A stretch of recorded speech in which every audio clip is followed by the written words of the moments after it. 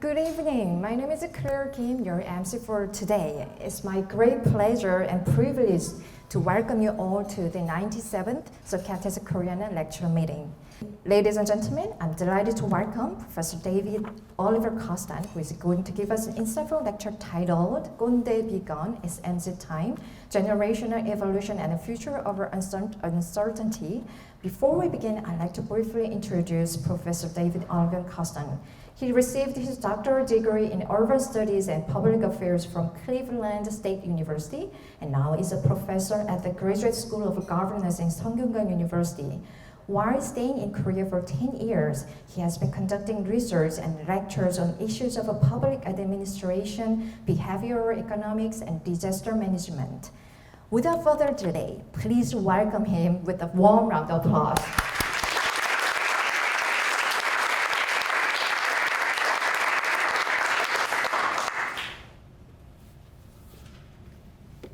Well, I am more than honored to be here.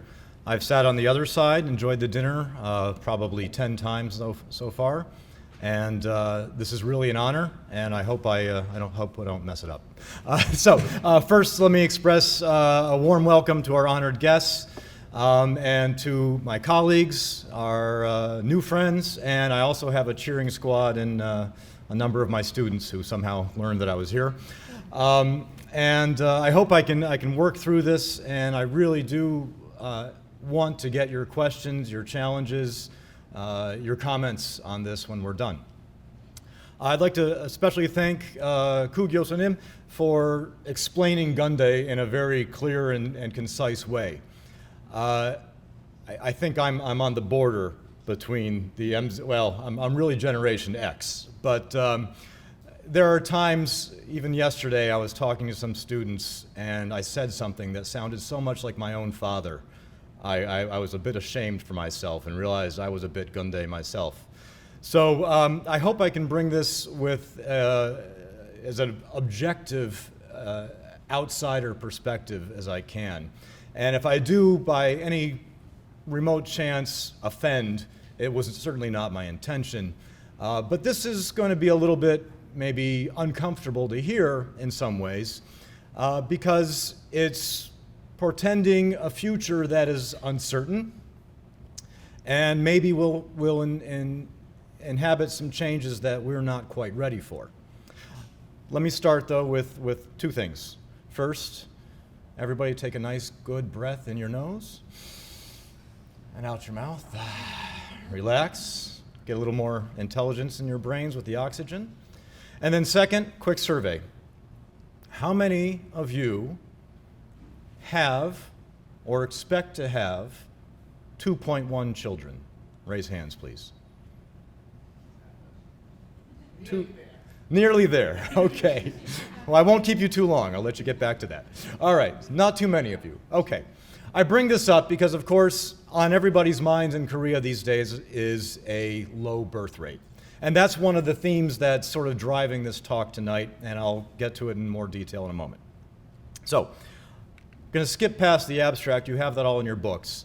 I'm a bit of a paper miser, environmentally conscious as I can be, and so I asked them to not print this out, but if you'd like it, I can email it to you later. A full paper is in the works, but not yet available.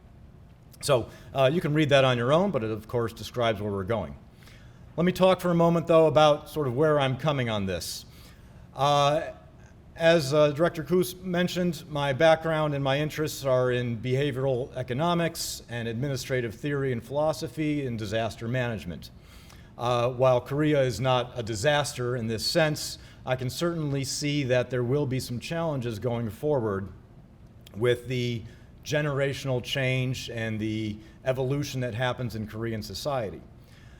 I've been here for 10 years, and it's been my privilege, I think, to be in Korea for what have been a fantastic 10 years. Arguably, this is sort of peak Hallyu right now, and hopefully not the end or the decline of the Korean culture and influence on the world.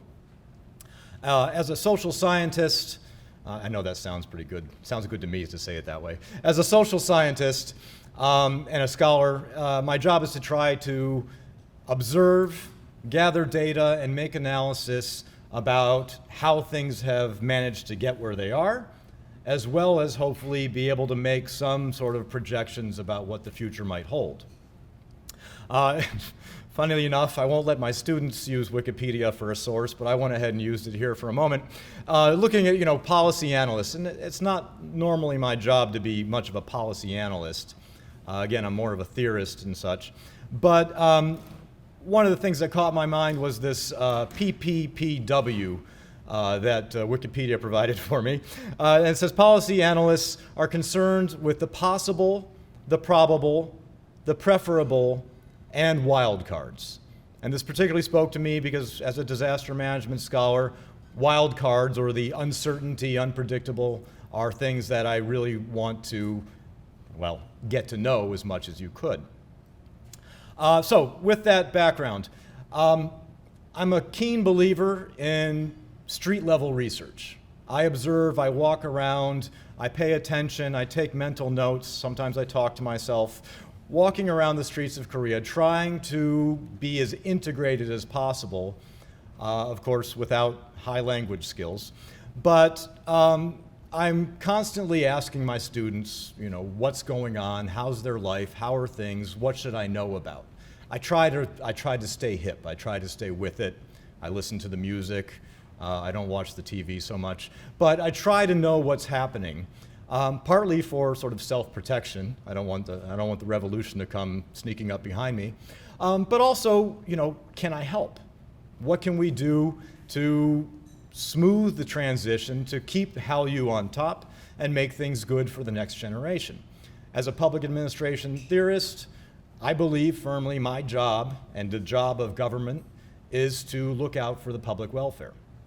And so that's my motivation behind this.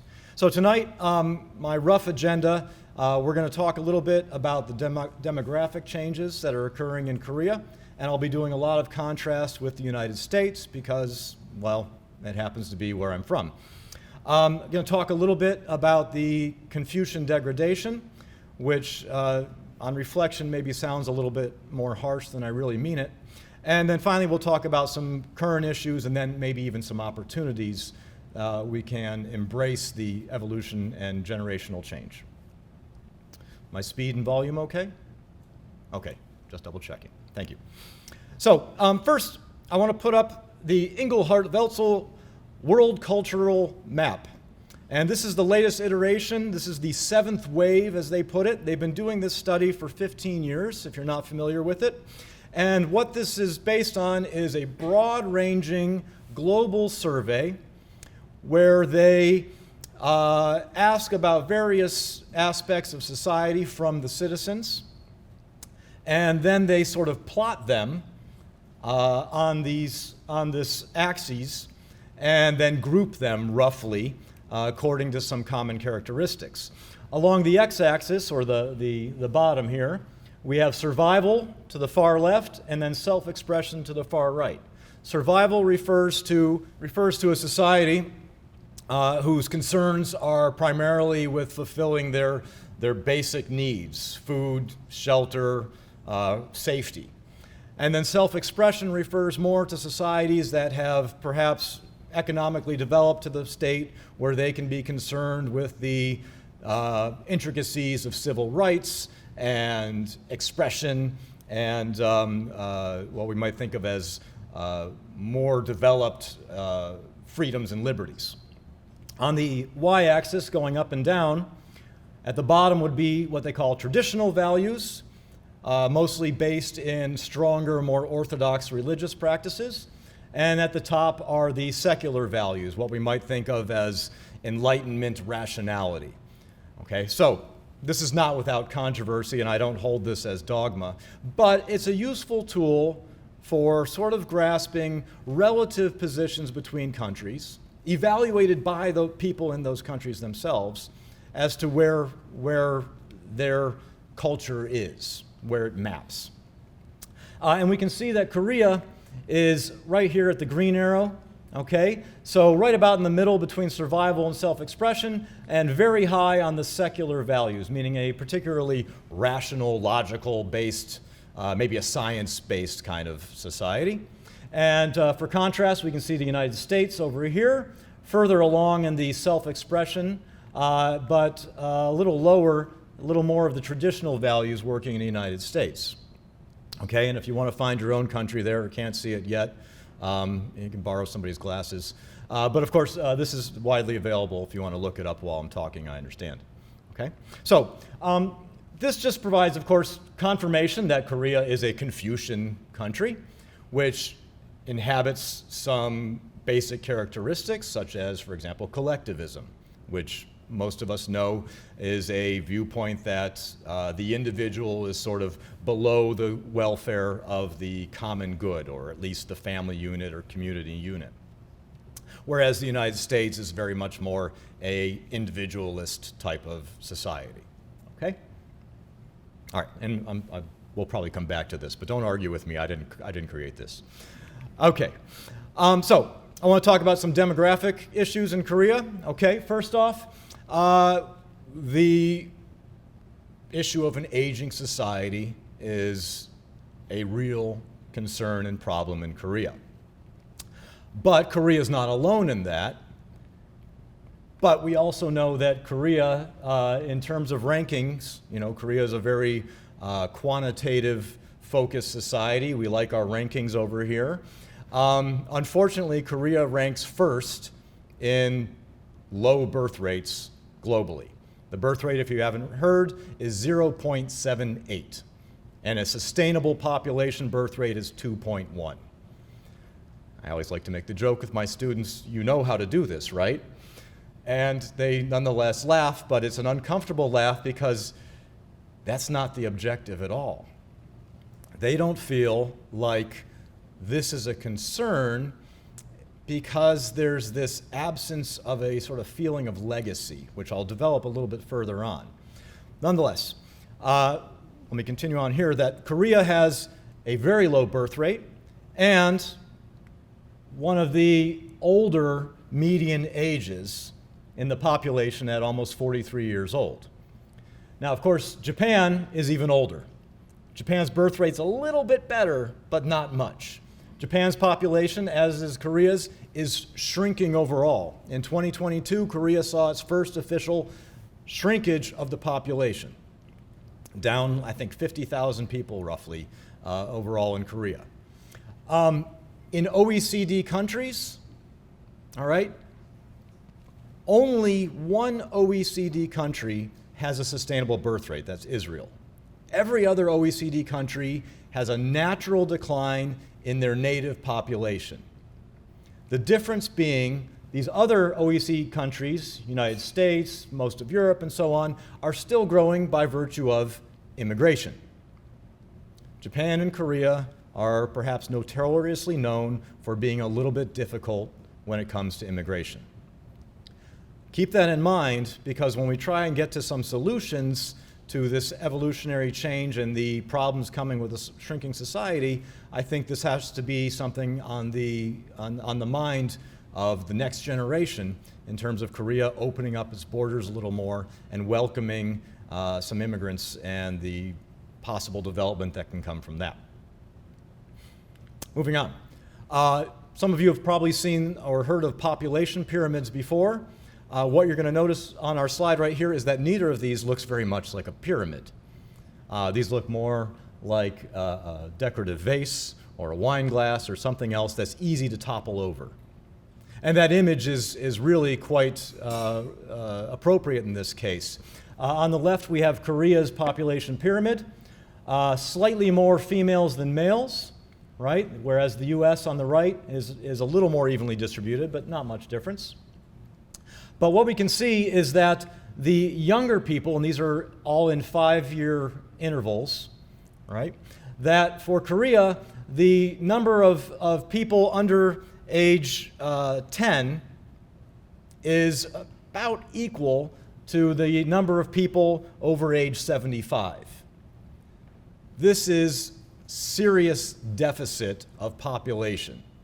In other words, we are not going to have too many children around. Okay? And again, with my sort of street level research, I rarely see children on the streets of Korea. And it's a little disturbing, because I'm really out on the streets a lot. And I had my children here when I came here in 2014. I had a 1-year-old and a 3-year-old. And of course, we made friends and met people through our children's network. I can only imagine how difficult it would be now for somebody coming to Korea with young children, finding friends and families and other people with children to meet and to make relationships. So we've got an imbalance, or a situation that is certainly precarious in terms of the population distribution demographics in Korea.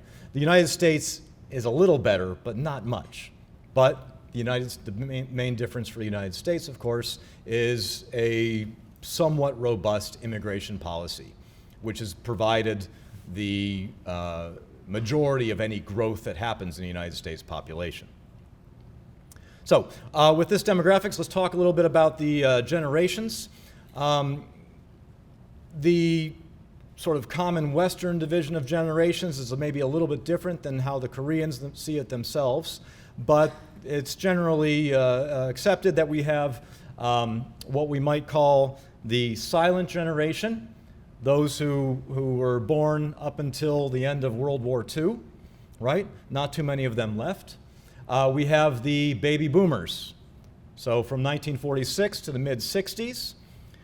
We have Generation X, 1965 to 80. The millennials from 81 to 96. And the Generation Z, which is 1997 to 2012. The exact year is debatable sometimes, but that's roughly correct.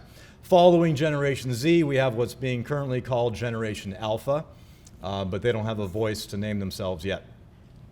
The Seoul National University's Population Research Center broke them down a little bit different. They had 2 generations of baby boomers, starting a little bit later, starting at the end of the Korean conflict. Generation X starts later at 1975 to 1984, so they're a bit younger than the American or Western Generation X.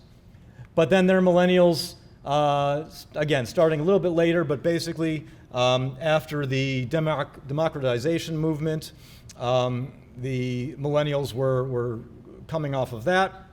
Generation Z started after the IMF crisis in 1997. And then what they're calling the gold baby generation instead of Generation Alpha are the few children being born in the last few years.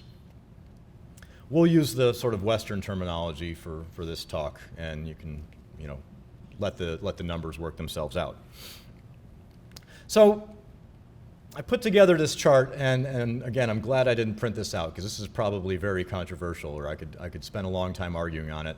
But assigning some broad societal characteristics for these generations across various issue arenas, and a couple of sort of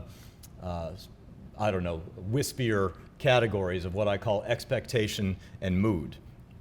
So working our way from the greatest silent generation here at the top, down to millennials and Zeds at the bottom.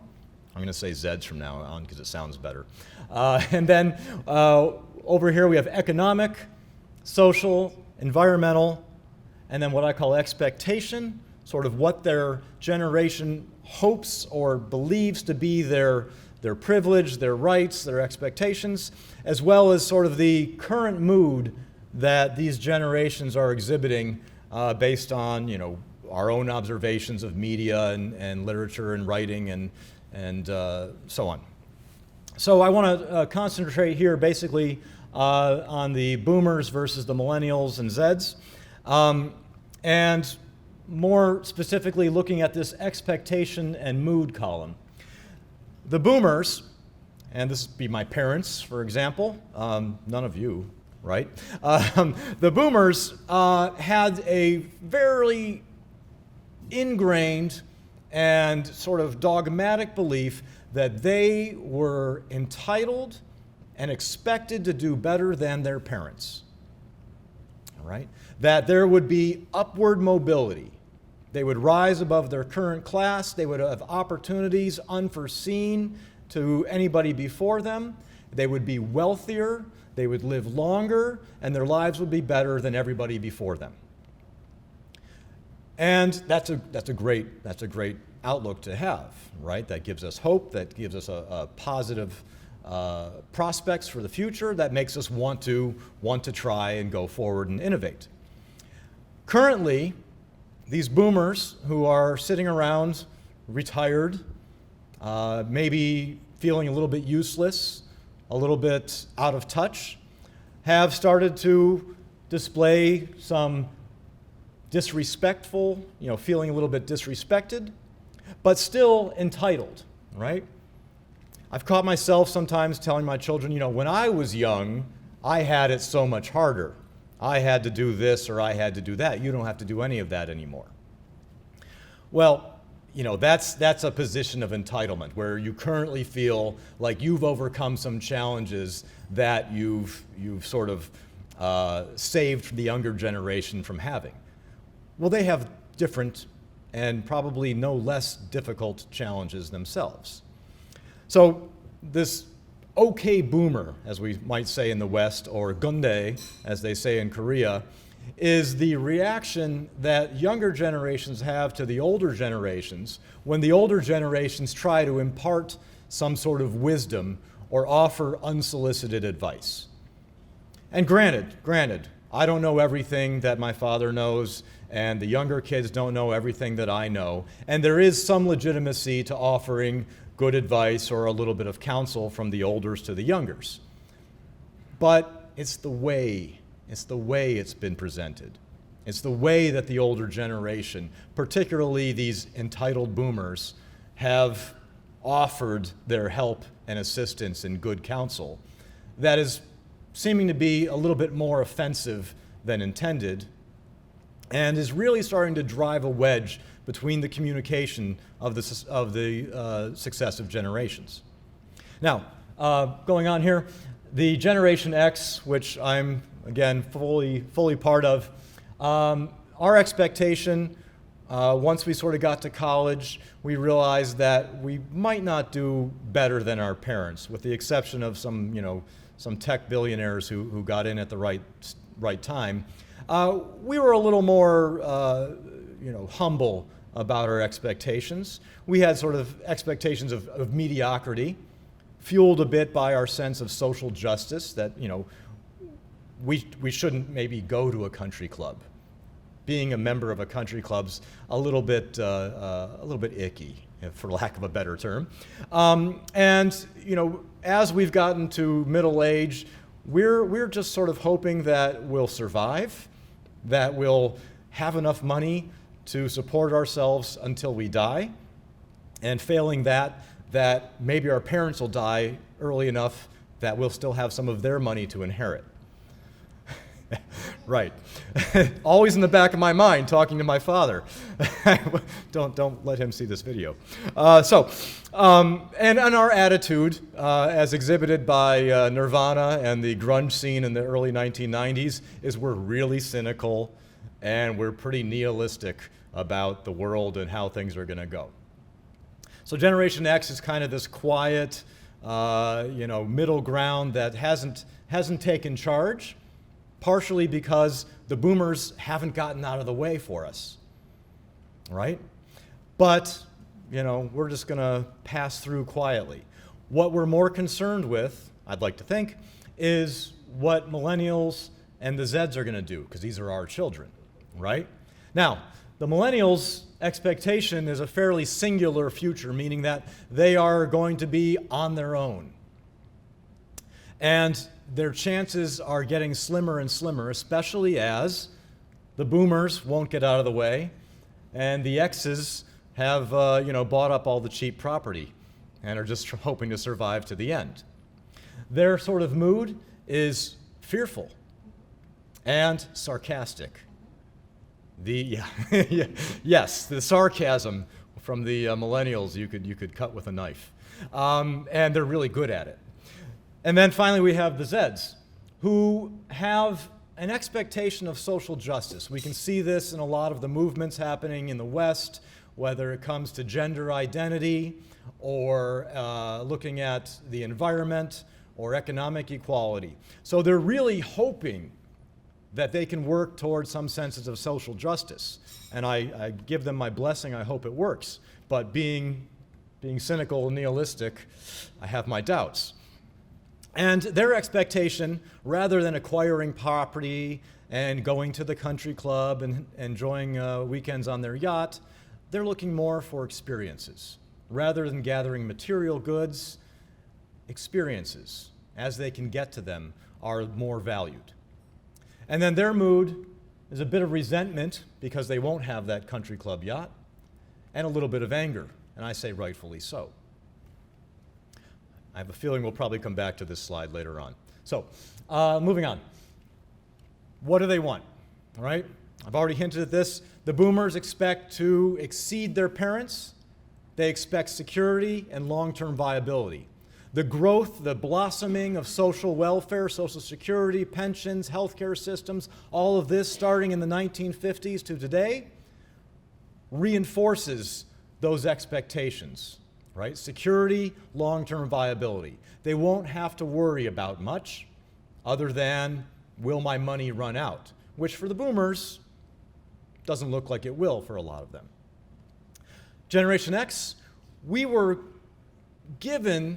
fed the same lines from our boomer parents, but again, we had this cynical outlook and we saw the chinks in the armor as this went along, right? The awareness of, say, an ozone hole that was ruining the atmosphere and burning up Australia and making it hard to breathe in the early 90s woke us up to the fact that the legacy of our parents was something we were going to have to suffer.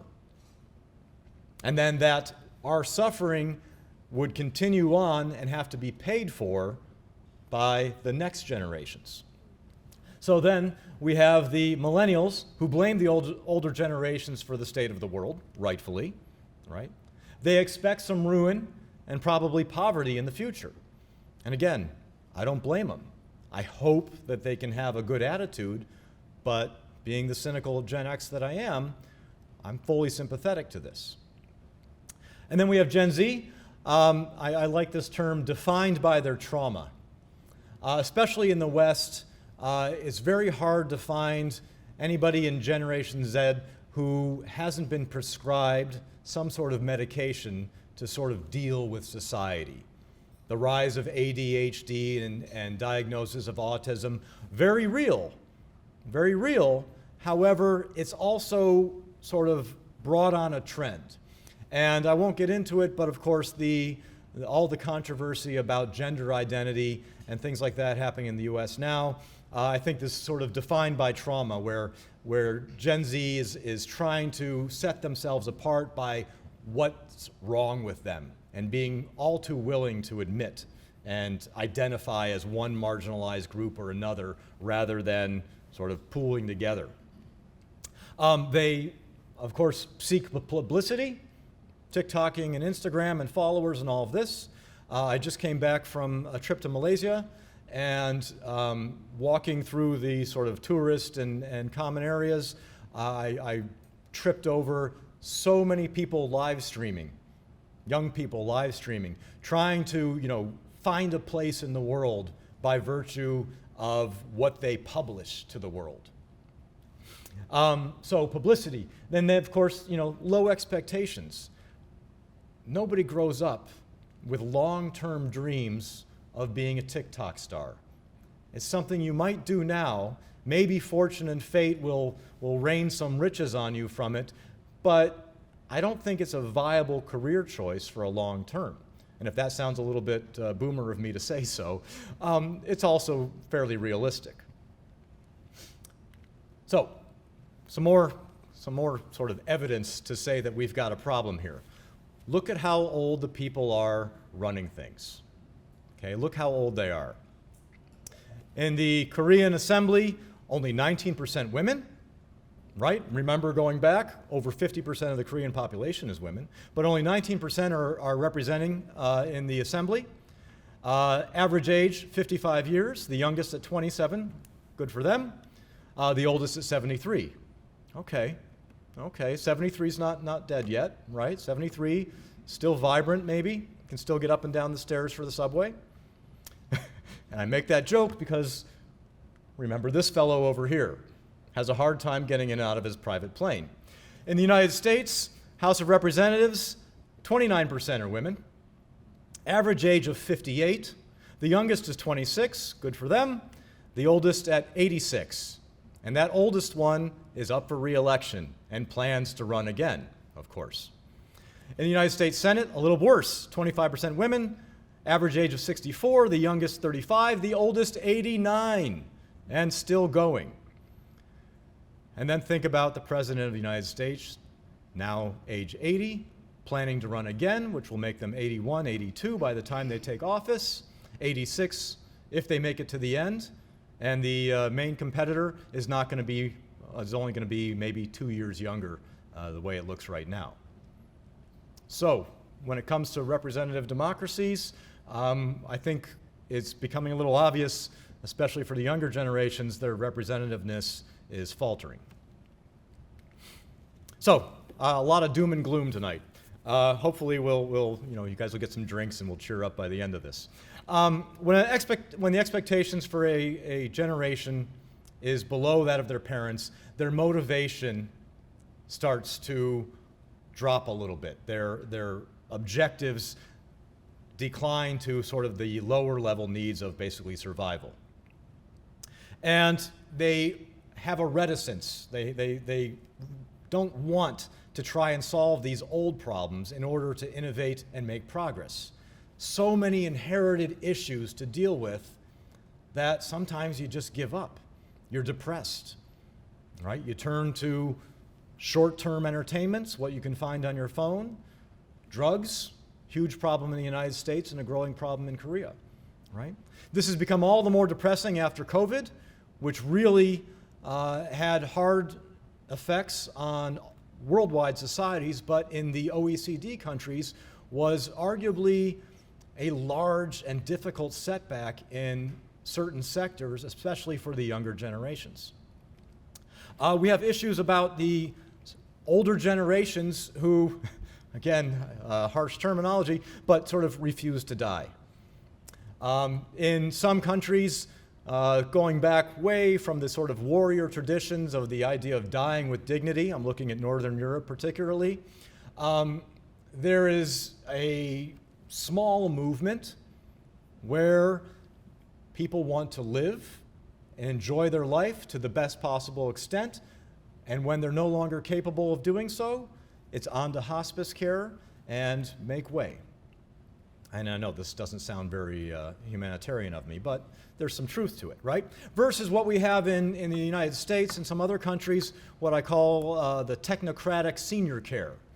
The growth of the, not funeral homes, the growth of the senior care facilities, retirement homes in the United States, the need, if you need a job, elder care is where it's at. Unfortunately, the pay is horrible and the conditions are worse, but there are a lot of jobs for that because there are a lot of old people who are being kept alive by the medical industry, whose main concern isn't their comfort and their condition, it's their profits.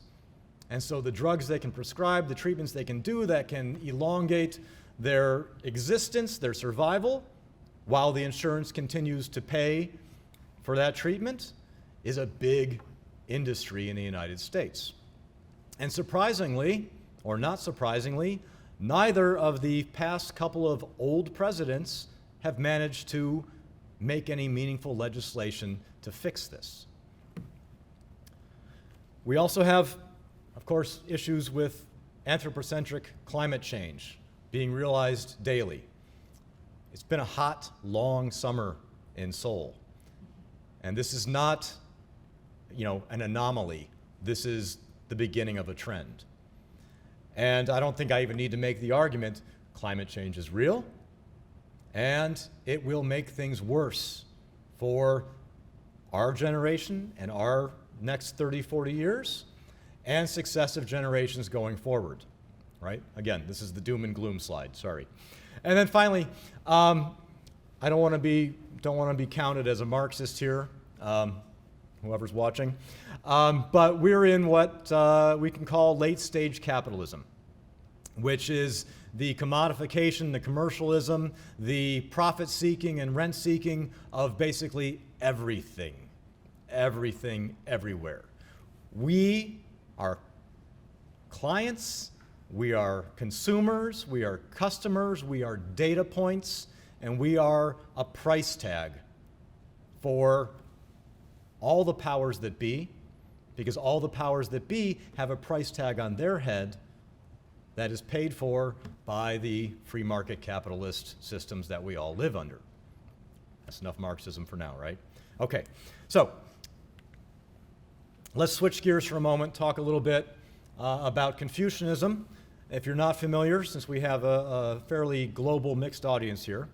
Confucianism, if you choose to study it, is a more of a socio-cultural doctrine than really a religion.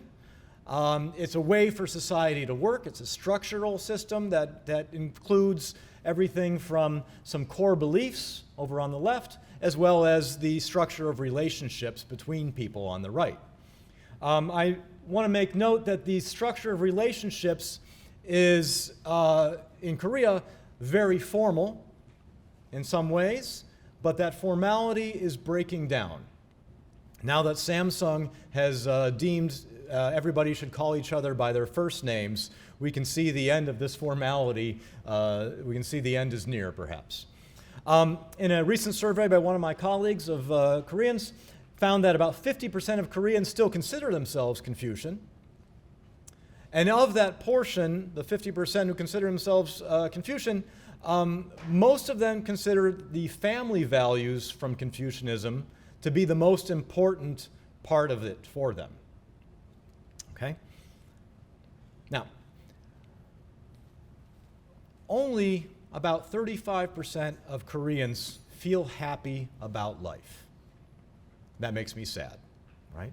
The average happiness level on the index is just about 6.7 points, in 6.7 on a scale of 0 to 10.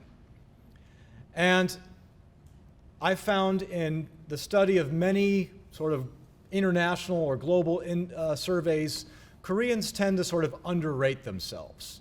They think things are a little bit worse than they really are, at least from my view of how things are in Korea. It may be a little self-critical. Sometimes it's the survey instrument itself is maybe not something that quite resonates with them, or they answer questions in a way that might not fit the Western perspective of how those questions are posed. Nonetheless, the suicide rate in Korea is quite high, and that's an indicator that things are not all as good as we hope them to be. And I put here Maslow's hierarchy of needs, if you're familiar with that. Abraham Maslow was a mid-20th century sociologist, social psychologist, and he structured our hierarchy of needs as starting at these very basic physiological, moving up to safety, and after you've accomplished those, you can sort of focus on love and belonging, followed by esteem, your sense of accomplishments, and then finally your self-actualization, being the best that you can be, realizing your dreams, or at least being able to work towards your dreams.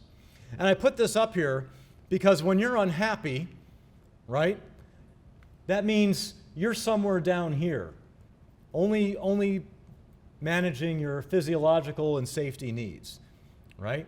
Which, if you remember going all the way back to the cultural map, right, the Koreans were sort of centered between the survival and self-expression.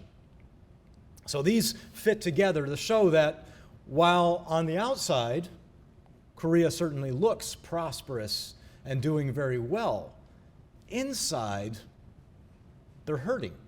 They're hurting a little bit. They're not as happy as they could be. And how can that disconnect be for a highly developed, wealthy, well-situated country, what's so wrong, right? Food's great, the alcohol's fine, the culture, the music, the TV, things are really good here. But there's a disconnect, right? And I think that this disconnect might start materializing as we see sort of the end of the pali, hurry up, drive for growth attitude that's been working in Korea from the older generations to the younger generations. And unfortunately, I think it might end up being a kind of malaise, maybe a little of that Gen X cynicism, and of course, the satiricism of the millennials and the Zeds. What happens when it gets so bad? Well, it was bad in Gwangju in the early 1980s, and then we've had some movements in Korea, the ousting of the former president, or 2 presidents ago, wow, I've been here a while, the ouster of a president, as well as the Me Too movement and other social movements getting underway in Korea. Korea is one of the most civil, but nonetheless frequent protesters of any country on the planet. Other than it raining tonight, I'm sure we would probably hear the echoes of some protests right in Gwanghwamun Square right now. So I think that the ability of Korea to have a social movement is there. It's in the history, it's in the spirit of the people. Hopefully, it won't be this kind of movement, and it'll be more like this one, which unfortunately had to happen in the first place. So we've got this backlash against the seniors, against the Ggondae, right? They're being denigrated. When I talk to some of my colleagues, I sort of throw this term out there sometimes, and they laugh at me because they're not sure if I'm calling them Ggondae or I'm trying to identify with them. But it's not a nice term, right? If you get called that on the street, it's not a nice term.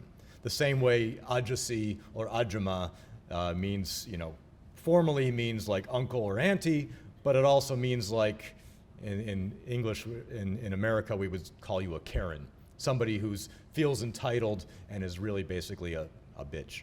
We have Ggondae, though, as the new term, which is somebody who offers their unsolicited advice, tries to tell you how to do things when you don't really want to know how they do things because they screwed it all up in the first place, right? And the Ggondae, the seniors, they don't see the problems in the same way that we see it, or taking liberties here, that the millennials and Zeds see it, right? They have a fairly myopic perspective from their retirement chair of this privilege and entitlement. I've heard it so many times when I try and express, my own angst about the future to my father or parents. He says, oh, you guys will figure it out. All right, you guys will figure it out. I don't know that we will. These are some big problems. Global warming, we haven't figured it out yet, right? Injustices, right? Inequalities and outcomes. We haven't figured these things out. And for a Ggondae to just sort of dismiss it, that it's something, the next generation will figure it out, that's insulting. That's a bit insulting to us, I think. Again, I'm taking liberties to put myself in this younger generations. So a little bit about understanding MZs a little more. Again, as I said, they're foregoing some of these traditional values, these objectives of take, make, and waste, looking more for reduce, reuse, recycle, right? Trying to go more for a different life trajectory, no longer Hagwons from age 3 to 18, going to Seoul National University, becoming an engineer at Samsung, having children in your early 30s, living with your parents and having multi-generational. Those traditions and values are falling away, right? Now sometimes we got these YOLO risks, right? Nothing much to live for or not much hope for the future, we're gonna risk it all. And that is a way to have some innovation, but it also can end up in bad state, right? There's seeming to be a futility in following the rules. The old ways of doing things aren't resulting in the successes that were promised, right? Studying hard, working long hours doesn't necessarily lead to success anymore in Hell Joseon. We have what's called the Sampo generation. Those are the 3 sacrifices: relationships, dating relationships primarily, marriage and children. It's unaffordable. It's impractical, right? The younger generations are looking for experiences and short-term pleasures, right, with lower environmental and social impact. Right? Rather than trying to find a lasting legacy, put their name on something, they don't want to perpetuate the paradigm that exists. They're going to live in that, again, singular lifestyle that I mentioned earlier. They have a different idea of success. It's no longer just growth for growth's sake and toil. Now we want small-scale pleasures and experience at a much more modest and, of course, affordable scale. I'd like to call attention to the concept of the burnout society. This is by the author Byung-Chul Han, who's a philosopher, South Korean, who emigrated to Germany in the early 1980s and has only come back for visits since then. But he's written a number of interesting works about the change in humans and our behaviors in the new world of a technology-dominated societies. And he is also a proponent of, critic, if you would, of the late-stage capitalism. And while I don't really have time to get into it now, worth checking out some of his works. But of course, the whole idea of the burnout society, I don't think needs much explanation in Korea. So what do we do about this? Well, coming from my own background in disaster management, we have a concept called strategic retreat, admitting that we might need to pull back a little bit from what we're doing now. First off, questioning the justice of our institutions, right? In the United States, there was a great deal of controversy over the race-based education, or critical race theory, as they call it. And it was a scary thought. But it's part of this, that we have to understand the very institutions that we live under and that dictate so much of our lives are inherently unjust. There are problems in that we need to be critical of and we need to try to actively fix. For MZ generation, they're rethinking what's important. Again, legacy and property is worth less than ideas and enjoyment. Being able to live without guilt for your own actions as much as what you're going to leave for the next generation, right, is okay. Your little selfish pleasures, if they don't have any ramifications or a lasting effect, a negative effect, is okay. Looking for the quality of your relationships over your experiences and over quality of relationships and experiences over the quantity of things. Amassing things is no longer important, especially when you're living in an office tower. Right? And so this will inhabit a shifting from the life of competition and consumption and limitless growth that the economists have been pushing for years to an idea of life in balance. A work-life balance is what they want now, with the environment, with the economy, with society, and with what little families they have left. John Helliwell, who is one of the economists who came up with the happiness index, says the quality of our institutions has a greater effect on happiness than productivity and economic growth, as well as, of course, benefits to social capital. Very sage words. And so I propose a new model for Korea, what I'm calling independent collectivism. I haven't trademarked this yet, but what this includes is the idea of a society made of single people competing less. And collectivism's sort of core tenet is that we work for the greater good. And so this is a little bit difficult to reconcile, but we're going to have more single people, not only in terms of marriage, but people thinking for themselves and about how their behaviors and their actions will affect their own small cosmos. But that doesn't mean they have to be competing with each other constantly. There will be a flattening of society, or I hope a flattening of society, more equity, less economic inequality, more equality of opportunity, and hopefully a little more equality, if not equity, in outcomes. The movement toward degrowth, right? Moving from the ideas of achieving productivity and GDP to increasing happiness. There might hopefully be a move that will shun formal higher education, perhaps putting me out of a job, but I'm willing to sacrifice that, for things like skills and capacities. More artists, more craftspeople, more thinkers, and less worry about your income. Opportunities to work outside the boundaries of 20th century institutions. For all the emphasis we have shifting from working at Samsung to working at small and medium enterprises, we find that those trajectories aren't working out very well.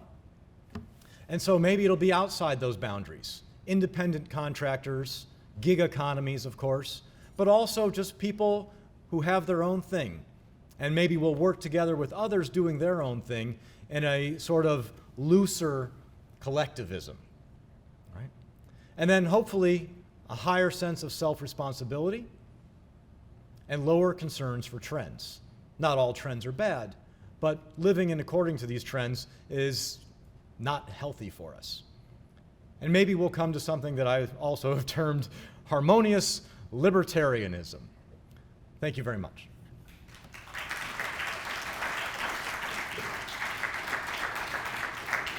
Thank you. It was so insightful lecture, all right?